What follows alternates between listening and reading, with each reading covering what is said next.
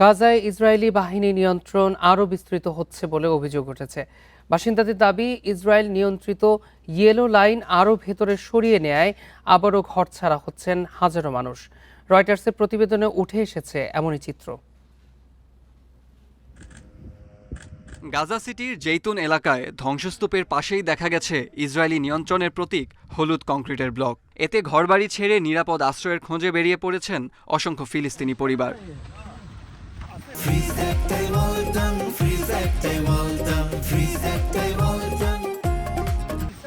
বাসিন্দাদের অভিযোগ, গত কয়েকদিনে জেইতুন, তুফা, সুজাইয়া, দেইর আল বালা, খান ইউনুস ও উত্তর রাফায় নতুন করে ইয়েলো লাইন এগিয়ে নেওয়া হয়েছে। ফলে আবারও শুরু হয়েছে বাস্তুচ্যুতির নতুন ঢল। এ নিয়ে অষ্টমবারের মতো বাস্তুচ্যুত হচ্ছি। কোথাও একটু আশ্রয় নিলেই বলা হয় এখান থেকেও চলে যেতে হবে। জিনিসপত্র গুছিয়ে রাখারও সময় পাওয়া যায় না। ইসরায়েলি বাহিনী বলছে, সেনাদের নিরাপত্তা নিশ্চিত করা ও বেসামরিক মানুষের সঙ্গে সংঘর্ষ এড়াতেই এলাকাগুলো স্পষ্টভাবে চিহ্নিত করা হচ্ছে। তবে স্থানীয়দের অভিযোগ, প্রতিবারই নতুন নির্দেশনা দিয়ে তাদের বসতি ছেড়ে যেতে বাধ্য করা হচ্ছে। আমার মনে হচ্ছে ধীরে ধীরে পুরো গাজাই ইসরায়েলি নিয়ন্ত্রণের মধ্যে চলে যাবে। এরই মধ্যে তারা গাজার বড় অংশ দখলের কথা বলছে।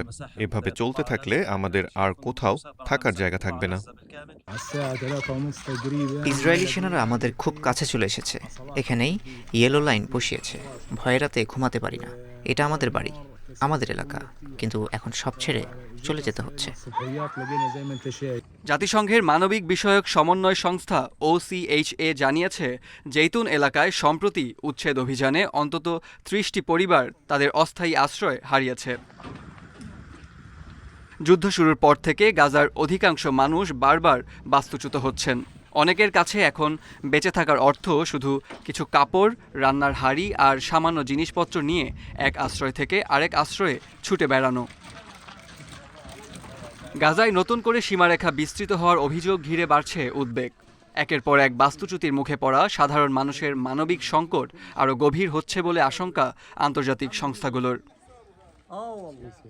শেখ শাকের, ইন্ডিপেন্ডেন্ট নিউজ।